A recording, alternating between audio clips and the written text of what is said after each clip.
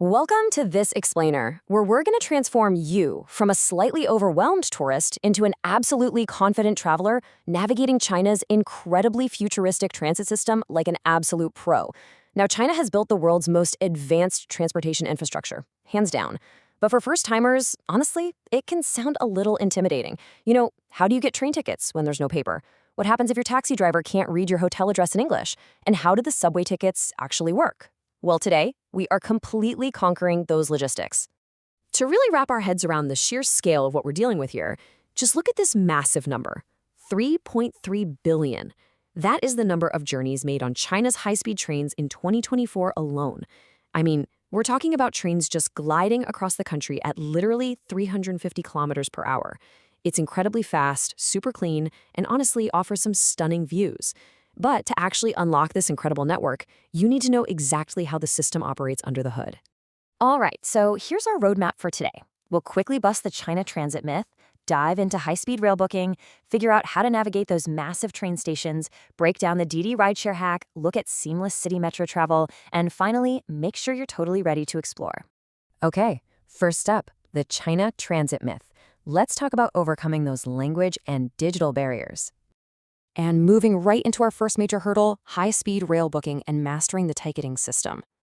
So the single biggest myth about traveling in China right now is that you need to speak fluent Mandarin and carry a thick wallet full of cash just to survive. Now, sure, that used to be true a decade ago, but the reality today is that everything, and I mean literally everything, is seamlessly integrated into just a few very English-friendly mobile apps. But booking that first train ticket is where most travelers get stuck. It always brings up this great debate. Do you use the official 12306 app, or do you go with the super convenient Trip.com? Well, the 12306 app is the official China Railway platform. It's great because there are zero extra fees, and it's perfect for flexible last-minute changes. But it requires this very strict identity verification process that can take days, and sometimes it even demands a Chinese phone number. On the flip side, we have Trip.com. It's fully in English, it takes all your foreign credit cards instantly, and you can even waitlist tickets 15 days in advance without any complex ID checks. And honestly, you don't just have to take my word for it. Paying that slight service fee on Trip.com is widely considered the absolute best choice for first-timers. This quote from Reddit user Triple Boogie really hits the nail on the head. The tiny service fee is 100% worth your sanity. You get to completely skip the stressful ID verification required by the official app, plus you get 24/7 English customer service.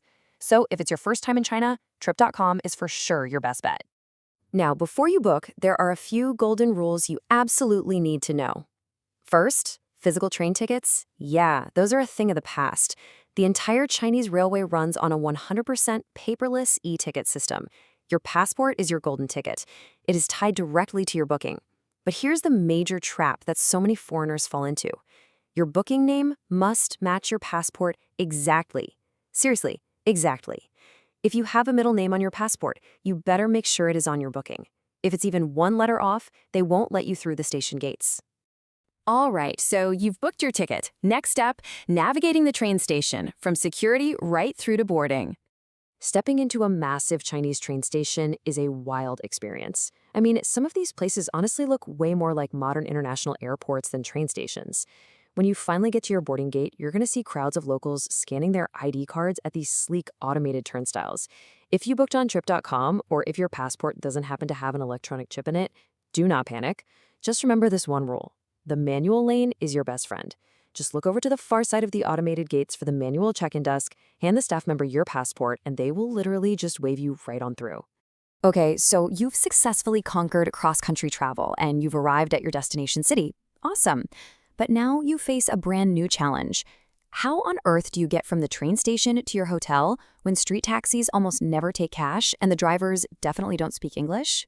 This brings us to DiDi, the rideshare hack. Basically, your digital chauffeur. Honestly, just forget about trying to hail traditional street cabs entirely. We are going to use DiDi. DiDi is the absolute undisputed king of ride-hailing in China. They hold over 70% of the market share. And the best part? You don't even have to download a new app to use it. You can access it directly inside an app you probably already have set up. Let's walk through this because it's a huge hack. Step 1, just open your Alipay app. Step 2, tap the DiDi Ride icon right there on the home screen. And because you launched it from inside Alipay, your foreign credit card is already linked. Step 3, type in your destination, like say, Grand Hyatt Shanghai, straight in English. And step 4, just get in the car and enjoy the ride. If you turn on password-free payments, the app securely autopays up to 500 RMB the moment you exit the car. You don't have to exchange a single word or fumble around with cash. What makes this a real game changer is that Didi completely erases the language barrier. If your driver messages you asking where you're standing, the app translates it into English instantly. When the car finally pulls up, the driver just needs to verify it's you, so you literally just hold up your phone showing the last 4 digits of your phone number, they type it into their dash, and boom, you're off. Also, a quick pro tip: if you're at a major airport, look for the physical signs pointing to the designated ride-hailing pickup zones. Didi knows exactly where these zones are, so it makes airport pickups incredibly smooth. Plus, the app is loaded with safety features, including a one-tap police alarm if you ever need it.